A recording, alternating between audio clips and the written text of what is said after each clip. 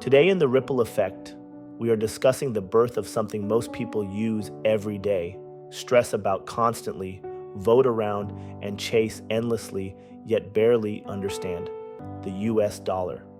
Not the dollar as money, but the dollar as power, as the world's reserve currency, the foundation for international trade, debt, oil, stability, and control. And most people in this country have no idea how that happened. They don't teach it in school. It doesn't show up on the news, but it didn't happen by accident. It was strategic, it was calculated, it was built, and it all started at a quiet mountain resort in New Hampshire while the world was still at war. The year was 1944. World War II wasn't over yet, but the end was close enough for Allied nations to start thinking about what came next. Economies were wrecked, gold was being hoarded, countries were broke, unstable, and isolated. Trade had collapsed. The Great Depression had already taught the world what a global economic spiral could look like. So 44 countries gathered at Bretton Woods to figure out how to build something new, a financial system that would bring stability after a generation of chaos.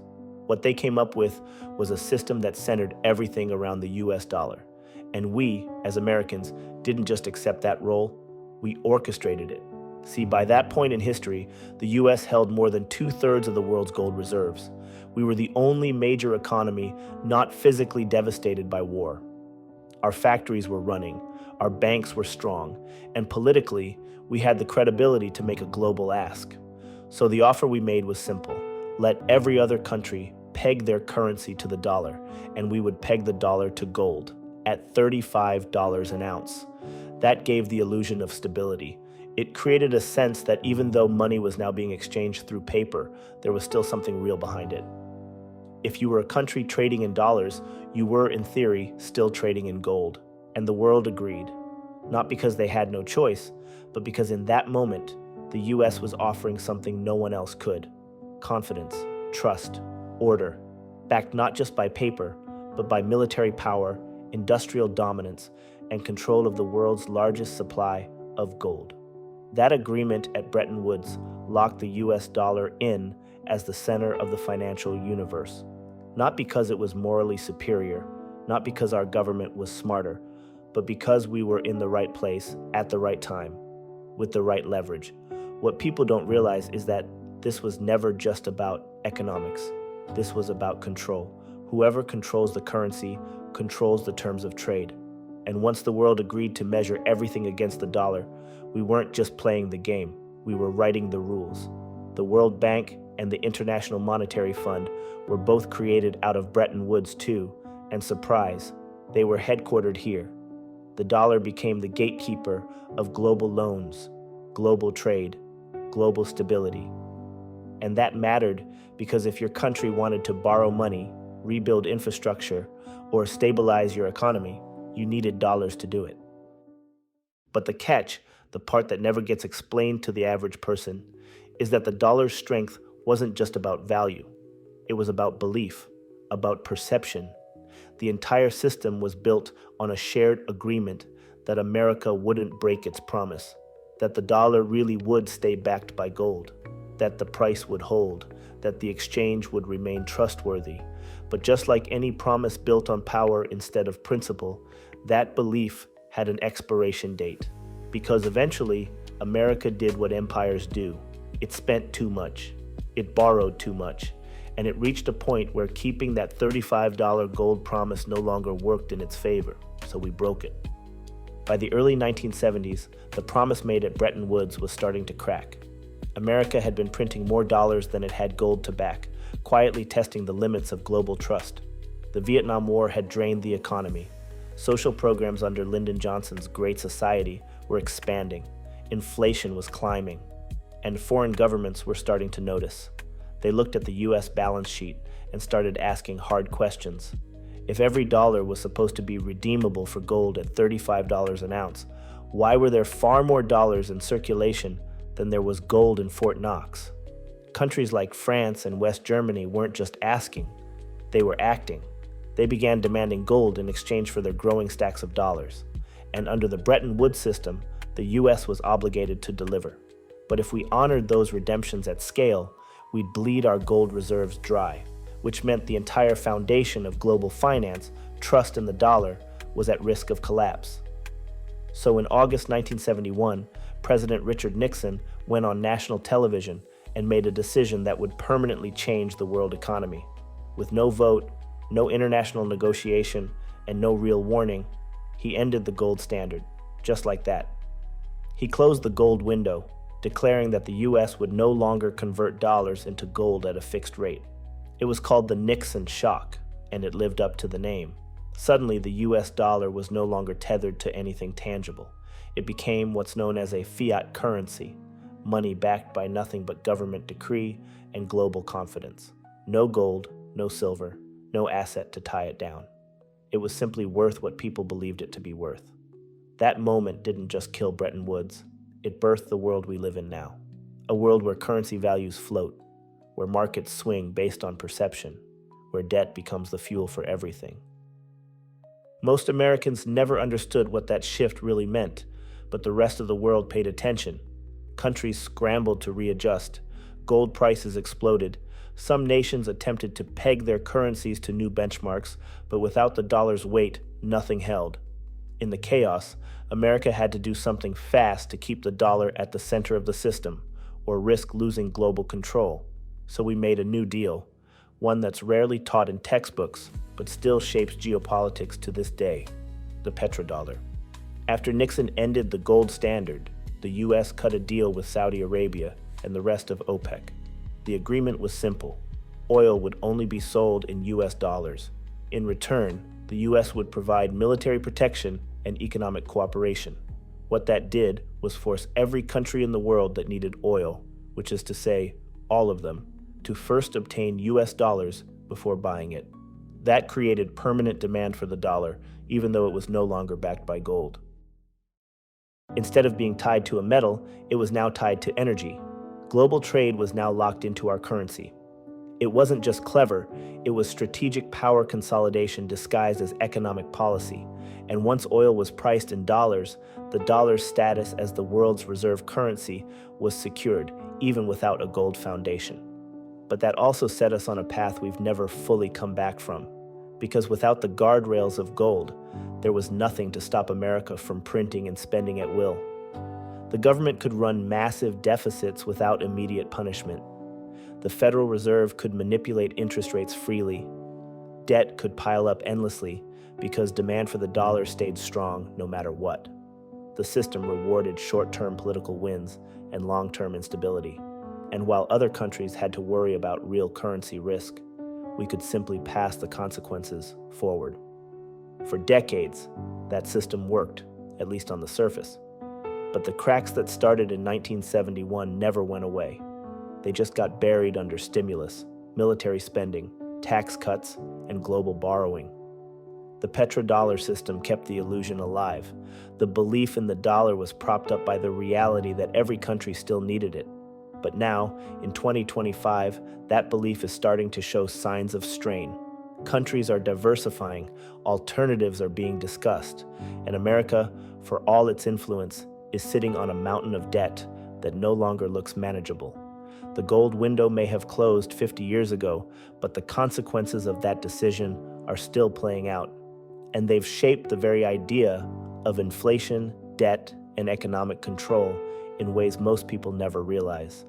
Most people hear that the US dollar is the world's reserve currency and just nod like it's trivia, a fact, a random flex from the finance world, but very few understand what that actually means, or how deeply it affects everything from the price of eggs to the interest rate on your house to whether your country goes to war. Being the world's reserve currency is not just about prestige, it's about control. It means that the global economy functions in dollars by default. When countries trade, they trade in dollars. When central banks store value, they store it in US Treasury bonds. When oil is sold, when international loans are issued, when commodities are priced, it all happens in dollars. Not because America says so, but because the system was built that way. And for decades, there was no viable alternative. But that position comes with a strange double-edged sword. It gives the US an enormous advantage. It also locks us into a financial trap most people can't see. Here's how the advantage works. Because the world needs dollars to do business, there's always a steady demand for US currency. That means the US can print money and borrow money in a way no other country can. If a smaller country runs a deficit, its currency weakens, investors pull out, interest rates rise, the economy gets punished. But when the US runs a deficit, we sell treasury bonds, the world buys them, that debt gets absorbed, and the dollar stays strong, even when we're financially reckless. That's what people mean when they say, we can borrow from ourselves. We are, in a sense, exporting our debt to the rest of the world and daring them to call our bluff. And they don't, because they need the dollar more than they want to challenge it. It also means the US doesn't really face the same consequences other countries do when we make bad economic choices. We have a financial cushion most nations don't. We can spend into wars, recessions, bailouts, and social programs without crashing the currency because demand for the dollar never fully disappears. That's the luxury of being the reserve currency. But here's the trap. When you know the world needs your money, you stop being careful with it. And over time, what was once an advantage becomes a weakness. You start relying on debt. You start manipulating interest rates to keep markets calm. You start printing money because the consequences are never immediate. And you start building an economy on belief instead of balance. That's what has happened to the US over the last 50 years. We built an economy on spending, not because we were stupid, but because the system rewarded it. Presidents on both sides of the aisle learned the same thing. Cut taxes, increase spending, let the Federal Reserve tweak rates to balance it all out later. And since the world kept buying our debt, there was no emergency brake. No one could tell us no, and we convinced ourselves that because the dollar was in demand, the system was healthy. But demand does not mean sustainability. And now, as global markets shift, and as new players like China and BRICS start testing alternatives, the foundation of dollar dominance doesn't feel as solid as it used to. The irony is, being the world's reserve currency gave us incredible power, but it also gave us an addiction to leverage. We don't just use the dollar, we weaponize it. We sanction countries through the financial system. We freeze assets. We influence elections by controlling access to international banking. And whether people agree with those choices or not, the truth is the same. We don't just participate in the global economy, we police it. And eventually, other countries start looking for ways to opt out. Because no one wants to be permanently dependent. No one wants to be punished with their own money. That's where the conversation is headed now. Countries are asking whether the dollar can remain the default forever. They're looking at gold, at digital currencies, at regional trade agreements, not because the dollar is collapsing, but because the world is tired of being tied to the political choices of one nation. And while the US still holds the throne, that grip is not what it used to be. The cracks are forming, and those cracks didn't come from outside. They came from inside, from the choices we made, the money we printed, the promises we stretched too far, and the assumption that the world would never walk away. Once the gold standard was gone, and the dollar was floating freely, the United States was effectively unshackled. No more gold limits, no more obligations to hold value, no more hard stop on how much could be printed, borrowed, or promised. And with global demand for the dollar locked in through oil and trade, there were no immediate consequences for spending more than we had. So that's exactly what we did. Slowly at first, then at full speed. What began as a calculated pivot became a long-term dependency on deficit spending, on low interest rates, and on the belief that no matter how bad the books looked, someone out there would always be willing to buy more US debt. That's the real legacy of post-Bretton Woods America. Not innovation, not industrial strength, not balanced budgets, but the construction of a financial system built almost entirely on controlled debt. A system where the Federal Reserve became the ultimate backstop. And every time we ran into trouble, recession, war, political collapse, we reached for the same fix. Spend more, borrow more, print more. This wasn't a partisan strategy. It was a bipartisan addiction. Ronald Reagan exploded the national debt in the 1980s under the flag of tax cuts and military expansion. George H.W. Bush followed with war spending. Bill Clinton temporarily reversed the trend, but the moment passed. George W. Bush pushed it to a new level with 2 unfunded wars and massive tax breaks. Barack Obama responded to the financial crisis with bailouts, stimulus packages, and emergency intervention to prevent collapse. Donald Trump cut taxes again and approved trillions in COVID relief. Joe Biden followed up with infrastructure packages, expanded social programs, and more COVID stimulus. And through all of it, the pattern stayed the same. Campaign on responsibility, govern through deficits, and let the Fed figure out how to keep inflation from blowing the whole thing up. The problem wasn't just the amount of debt, it was the philosophy behind it. Debt became a tool of convenience, not emergency. Interest rates were used like a cheat code: lower them to keep markets happy, raise them when inflation pops up, then lower them again as soon as people start to panic. And for decades, it worked. The US could borrow trillions, and nothing crashed. The stock market grew, housing prices climbed, wages stagnated, but credit expanded. And because the pain wasn't immediate, nobody stopped the cycle. Voters weren't mad about deficits. Politicians weren't punished for debt. And every time a president tried to talk about responsibility, they were laughed off the stage or replaced with someone who promised more without sacrifice. What most people didn't realize was that this kind of debt spiral comes with compounding consequences. You don't feel them in year 1 or year 2, but over decades, the cost of servicing that debt, paying the interest on what we've borrowed, starts to dominate the budget. That's where we are now. The US spends hundreds of billions of dollars a year just on interest. Not on roads, not on education, just interest. And because we're borrowing at higher rates than we were before, that number is growing fast, faster than anyone predicted. And unlike other forms of spending, we can't cut that line. It's not optional, it's owed. The addiction also changed the way we approach every national problem. Instead of fixing structural issues, we apply financial patches. Instead of reforming systems, we stimulate demand. Instead of tightening the belt, we inflate the currency and hope no one notices. And because the dollar still dominates globally, we've been able to get away with it. But getting away with something is not the same as fixing it. And underneath the surface, the weight of this model is starting to show. Inflation has returned in a way we haven't seen in decades. Housing is out of reach. Interest rates are being forced higher. And the same tools we once used to fix the economy are now part of the problem. This is what people need to understand. The US didn't get here by accident. We got here by design.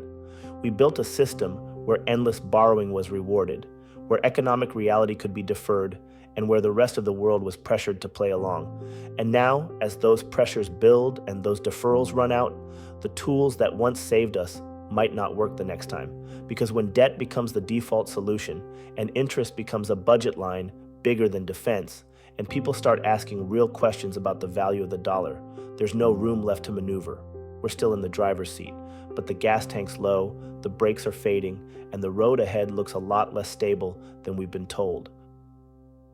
In the late 1990s, something happened in America that felt almost unthinkable, at least by today's standards. The federal budget balanced. For the first time in decades, the United States wasn't just reducing the deficit, it was running a surplus. The country was bringing in more money than it was spending, and it didn't happen by accident. It was the result of a rare combination of economic boom, political deal-making, and public pressure that all collided under President Bill Clinton. Whether people liked him or hated him, Clinton pulled off something no president since Eisenhower had done. He slowed the growth of government spending while increasing tax revenue, and the books, at least on paper, looked clean. But what most people forget is that this wasn't just about numbers. It was a moment, a brief, fragile period where fiscal responsibility became fashionable again and where the idea of a sustainable economy felt possible. And just like that, it vanished. The 1990s were a perfect storm for economic optimism. The Cold War had ended, defense spending dropped, global trade was expanding, NAFTA was signed, the internet was exploding, Wall Street was on fire. Unemployment was low. Tax revenue was flooding in from capital gains, income taxes, and a white-hot tech sector that hadn't crashed yet. Clinton, for all his baggage, knew how to sell stability. He framed the budget surplus not just as a policy win, but as a moral win, proof that government could be efficient, smart, and forward-thinking. And Congress, at the time led by Newt Gingrich and a Republican majority, surprisingly agreed. The two sides fought bitterly on everything else, but they aligned on the idea that debt was a threat and the deficit had to shrink. That bipartisan moment was short-lived, but it was real, and it produced numbers that are still hard to believe when viewed from today. By the end of the 1990s, the US government was not only out of the red, it was paying down old debt. The Congressional Budget Office even projected that if those policies held, the entire national debt could be eliminated by 2010. Let that sink in. 20 years ago, America had a clear path to being debt-free within a decade. But the problem with balance, especially in politics, is that it doesn't satisfy anyone for long. Voters wanted more tax cuts, politicians wanted more spending, markets wanted more liquidity, and the moment things got tight again, the old habits returned. People started asking why we should be running surpluses when we still had roads to fix, programs to expand, military strength to maintain, and just like that, the discipline cracked. What's important to remember about the Clinton surplus is not just that it happened, but how quickly it was erased. The surplus years were between 1998 and 2001. That's it, 3 years. And then came the shift. The tech bubble burst, the economy cooled. The 2000 election tore the country open, and just a few months into George W. Bush's presidency, the surplus was gone, completely. In its place came new tax cuts, 2 massive wars, and a new phase of American economics, one where deficits were no longer treated as dangerous, just inconvenient. But for that one stretch in the late 90s, there was a glimpse of what responsibility could look like. A country that lived within its means. A budget that wasn't driven by crisis or ideology. It didn't last, but it happened.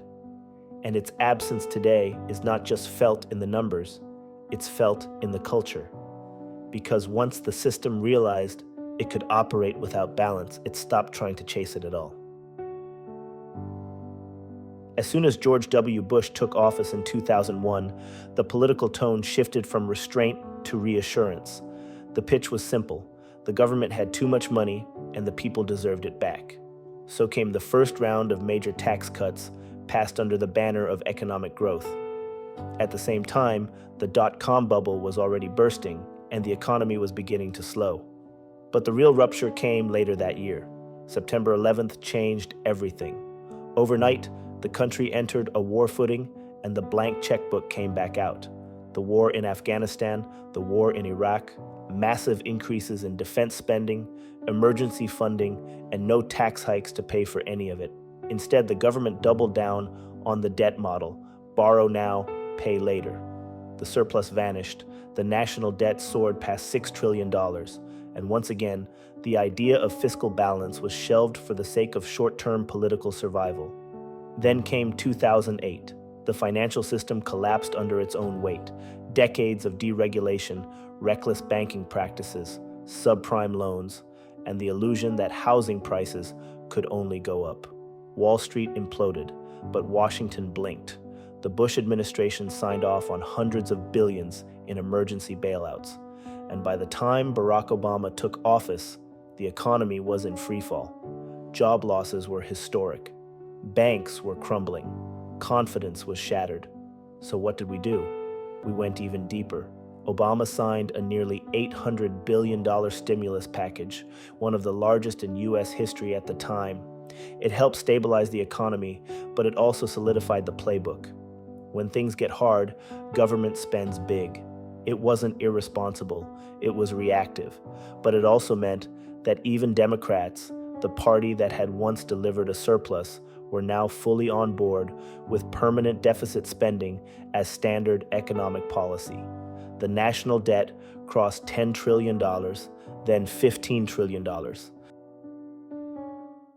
Obama's presidency wasn't just about recovery, it was about survival. The country was in a fragile state, and the debt, though alarming, was abstract to most Americans. The markets were recovering, unemployment was falling, inflation stayed low, so the spending didn't feel dangerous. But what it did was set a tone. If the government needed to intervene, there was no limit. And the Federal Reserve backed that tone by keeping interest rates near zero for almost the entire decade. It kept the economy stable. It kept the cost of debt cheap. But it also locked us into an economic system that could not afford to return to normal without triggering pain. Then came Donald Trump. His campaign promised fiscal conservatism, but his policies leaned into the exact opposite. In 2017, he signed the Tax Cuts and Jobs Act, a massive overhaul that reduced corporate tax rates and lowered personal tax rates across the board. It was sold as a way to spur growth. And in the short term, it did. The market surged, GDP ticked up, but the national debt exploded even further because the cuts were not paid for. And once again, Washington reached for the same excuse. Deficits don't matter as long as the economy is growing. But even that logic was tested by what came next. In 2020, COVID-19 hit, and everything stopped.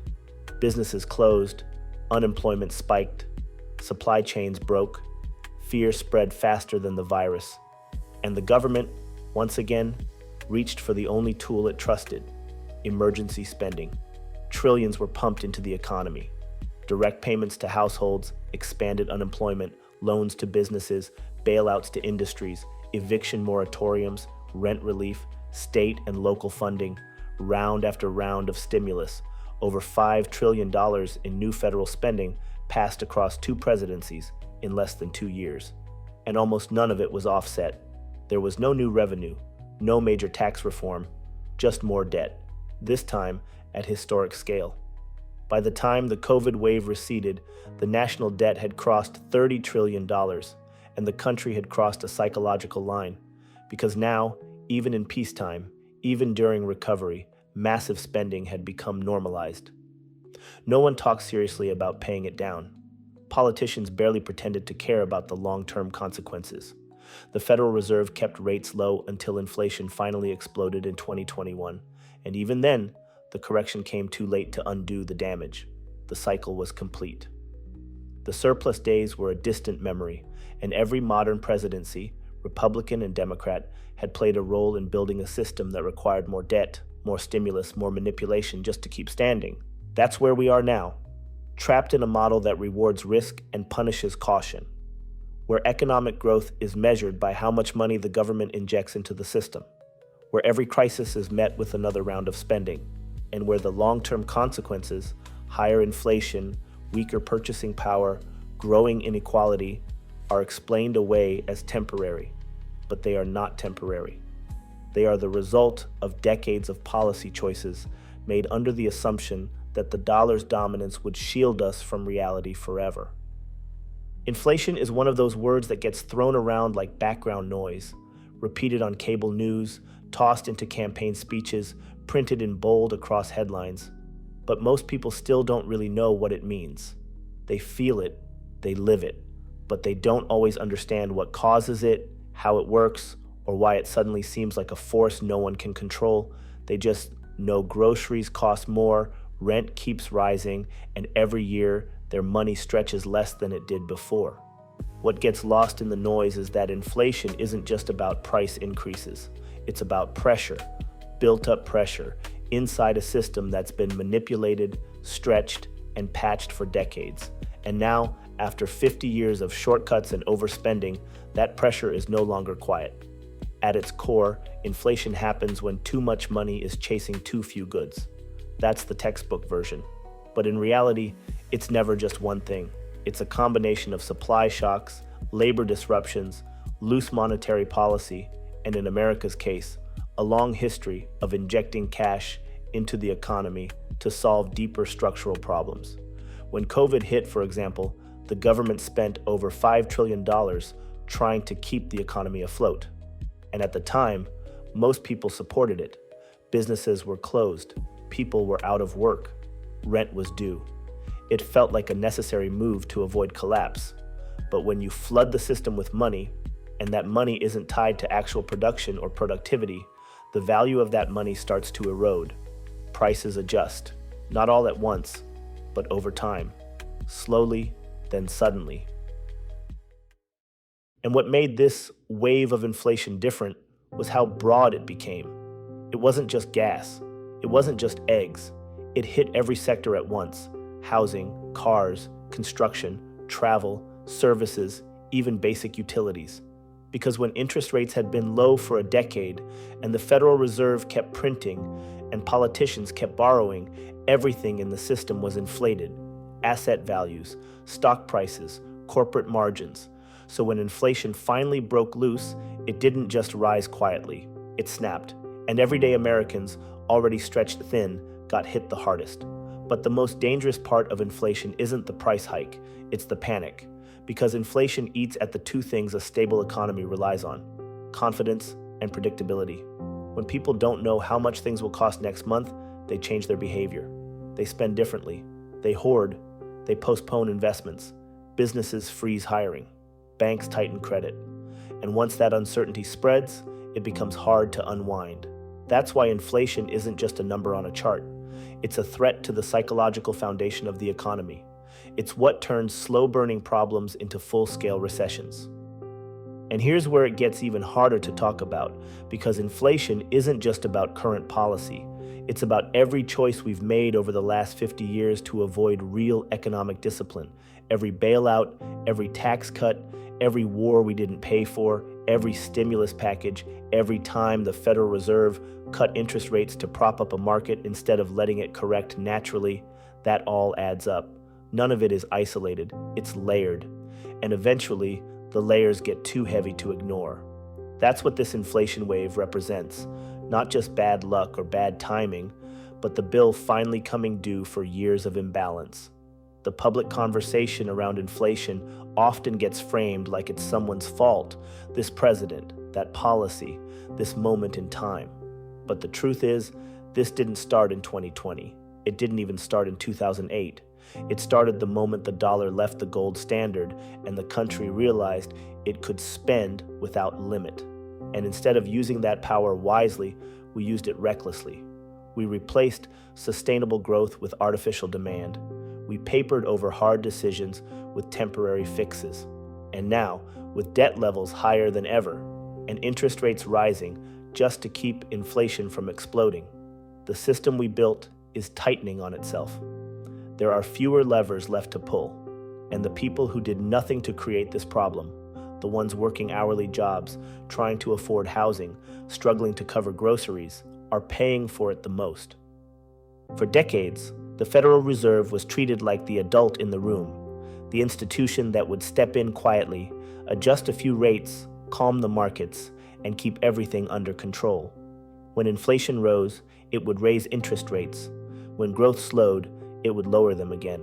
That cycle, raise, cut, stabilize, became the core tool America used to manage the economy. But what most people never realized was how dependent we became on that tool, and how limited it really is once the damage is already done. The Fed doesn't build houses, it doesn't hire workers, it doesn't lower gas prices or fix broken supply chains. It manages perception, it pulls the levers of credit, and it sets the cost of borrowing for everything from mortgages to business loans. That worked until it didn't. Because once inflation broke out after COVID, the Fed was forced to do something it hadn't done in years: raise interest rates fast and raise them hard. And when it did, the cracks in the system showed immediately. The logic is simple on paper. Higher interest rates slow down spending. They make borrowing more expensive. That's supposed to cool the economy and reduce inflation.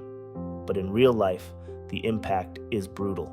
When interest rates rise, mortgages spike, home buyers get priced out, rent goes up, credit card debt becomes more expensive, small businesses struggle to borrow, student loans stretch further, and even though the policy is aimed at controlling inflation, the people paying the price aren't the ones who caused it.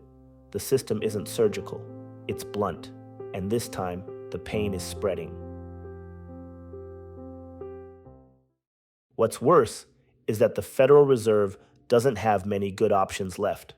If it keeps raising rates, it risks tipping the economy into a deep recession. But if it lowers them too soon, inflation could reignite and spiral again. That's the trap. The same interest rate cuts that helped us avoid collapse in 2008 and during COVID are now off the table, because inflation is no longer theoretical. It's real, it's visible, and the public feels it every day. The Fed's old tools can't fix this because the problem is no longer just cyclical, it's structural. It's the result of decades of cheap money, political spending with no discipline, and a financial system that taught everyone, from corporations to governments to consumers, that debt is just how things work now. And this is where the consequences of being the world's reserve currency start to feel different. In the past, we could run up massive debt and still keep rates low because demand for the dollar stayed strong. But now, with global competitors rising and inflation staying sticky, the usual confidence isn't as automatic as it once was. The Fed has to act more aggressively just to maintain the same level of control. And that means every rate hike hits harder. Every delayed decision carries more risk. Every press conference becomes a signal that can move trillions. The Fed isn't just managing the economy anymore, it's managing national anxiety. And underneath all of this is a simple truth most economists won't say out loud. The American financial system as it stands is not designed to handle high interest rates long term. Our entire economy is built on borrowing. From personal debt to corporate leverage to government bonds, the assumption for years has been that credit would always be cheap. That's why homes cost what they do. That's why businesses expand the way they do. That's why the national debt ballooned past $30 trillion without a full-blown panic. Because low interest rates made it all seem manageable. But now, as those rates rise, the cost of everything increases, not just for consumers, but for the government itself. And that cost isn't temporary, it's baked into the future. This is why inflation matters, not just because it hurts now, but because it limits what we can do next. The safety net is stretched. The Fed's playbook is worn thin, and the idea that we can fix this with another quick policy change or a one-time payment is a fantasy. Inflation forced the Fed into a corner. Interest rates locked the country into a slower, more painful economy. And unless we address the root causes, our addiction to debt, our refusal to balance budgets, our reliance on printing instead of producing, we're going to stay stuck in a cycle where every fix creates the next crisis. For as long as most people have been alive, the US dollar has been the undisputed heavyweight in the global economy. Oil trades in it. International loans are settled in it. Governments stockpile it as reserves. It's not just our currency, it's the world's default. But behind that dominance is a quiet reality the average American doesn't see. That leadership position is not guaranteed. It's not locked in by force or treaty. It exists because enough countries have continued to believe in the dollar's reliability, even when they didn't believe in our politics. That belief, like any belief, has limits. And right now, in boardrooms, in back channels, and at high-level economic summits around the world, a growing number of countries are asking the same question. What if we don't need the dollar anymore? This is where BRICS enters the conversation. Originally a loose acronym for Brazil, Russia, India, China, and South Africa, BRICS started as an economic talking point, emerging markets that could challenge Western dominance someday. But over time, it has evolved into something more intentional. These countries aren't just growing their economies. They're building systems that intentionally reduce reliance on the dollar. Bilateral trade deals in native currencies, gold-backed payment systems, central bank reserves shifting away from US treasuries. Quiet moves, not meant to crash the dollar overnight, but to chip away at its grip, piece by piece, transaction by transaction. And the effort isn't limited to the original five. BRICS has expanded. Countries like Iran, Argentina, Egypt, and Saudi Arabia have either joined or expressed interest in joining the bloc. That alone should raise alarms, Because when a country like Saudi Arabia, the very cornerstone of the petrodollar system, starts publicly exploring alternatives to US financial dominance, it means the floor beneath the dollar is not as solid as it used to be. It means the system that kept global demand locked in is starting to leak. Slowly, but undeniably. China, in particular, is moving with purpose. It's brokering deals in yuan, it's increasing gold reserves, it's creating trade partnerships with nations willing to transact outside the dollar altogether. And while none of this signals an immediate dethroning, the long game is clear. Diversify, decentralize, de-Americanize the global economy, not with one big announcement, but with 1,000 small ones. And the more countries that get on board, the easier it becomes for others to follow.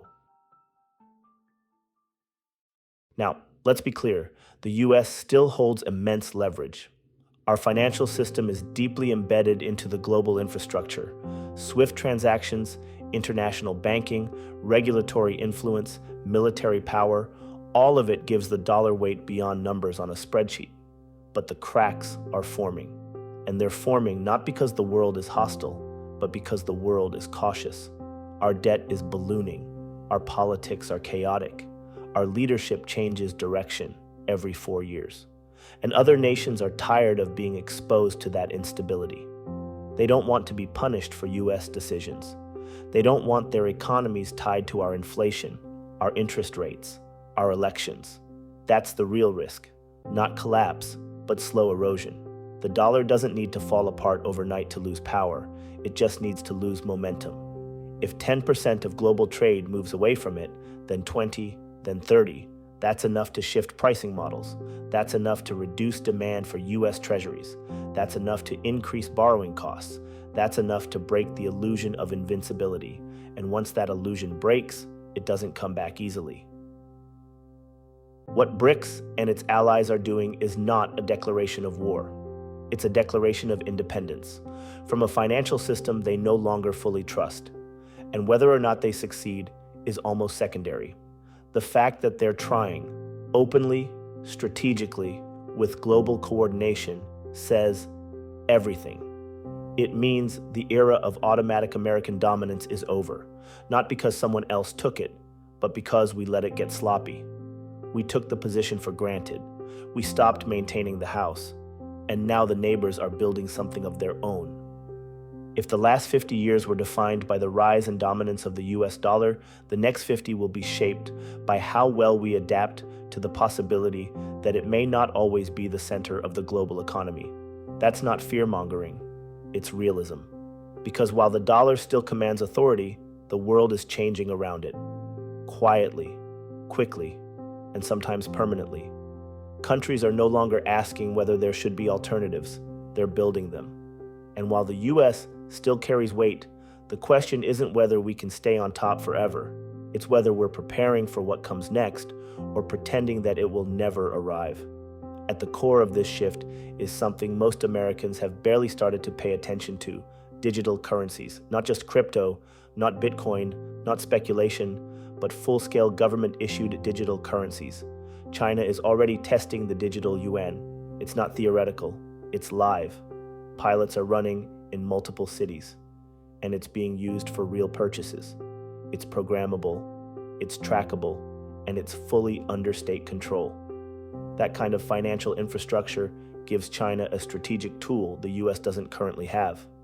Imagine a country being able to bypass sanctions, move money cross-border instantly, tie transactions to behavior, or even enforce economic policy in real time, all without touching the dollar.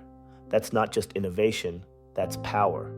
And the US, while researching a digital dollar, is still years behind in rollout and public trust.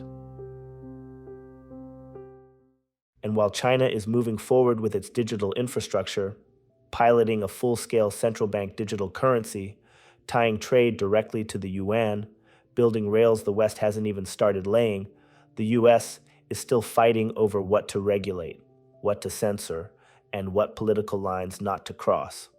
Just recently, President Trump signed an executive order on AI, On paper, it's about ensuring American leadership in artificial intelligence, but in practice, it reads more like a cultural statement than a technological blueprint. It focuses on bias audits, domestic guardrails, and government use restrictions, not on building the systems that would counter what China is building. And that's the problem. We say we want to lead, but too often we legislate to make a point, not a plan.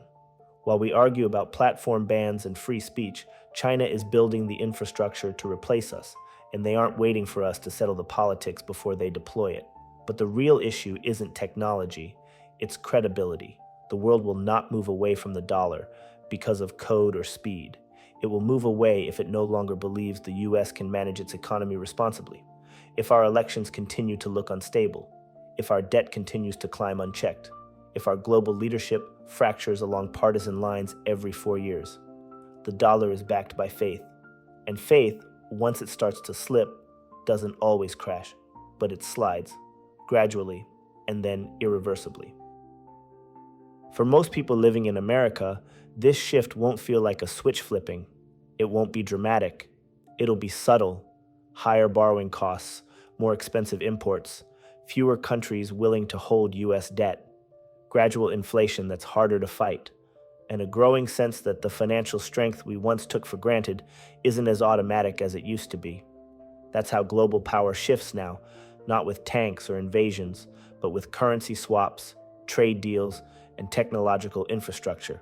This is economic diplomacy in the 21st century, and the US isn't losing. But we're no longer unchallenged either. So what does that mean for everyday Americans? It means the world is not waiting on us anymore. And if we don't stabilize our financial policies, if we keep treating debt as limitless, if we weaponize the dollar without caution, if we ignore the warning signs coming from BRICS, from China, from global markets, we may find ourselves in a world that no longer needs the dollar the way it used to. Not because it failed overnight, but because it stopped evolving. There is still time to correct course. We can build a credible digital dollar. We can lead international cooperation around transparency and fairness. We can reduce spending in meaningful ways. We can stop pretending that record debt and permanent deficits are harmless. But doing that requires something rare in American politics: restraint, planning, and honesty. And the truth is, we haven't shown much of any of that in a very long time. The world doesn't need us to collapse for things to change. All it needs is for our influence to thin out just enough for another system to emerge. And that's already happening. Quietly, intentionally, piece by piece. The dollar built this era, but this era may not belong to the dollar much longer. America was never promised this position. We earned it. And then we spent decades pretending we couldn't lose it. The rise of the dollar wasn't magic. It was strategy. It was timing. It was leverage. And now the world is rebalancing. Quietly, gradually, reluctantly. Not because they want chaos, but because they've seen what happens when one nation holds the power to print its way through every crisis and weaponize the system when it chooses. If we want to hold the center, we have to stop taking it for granted.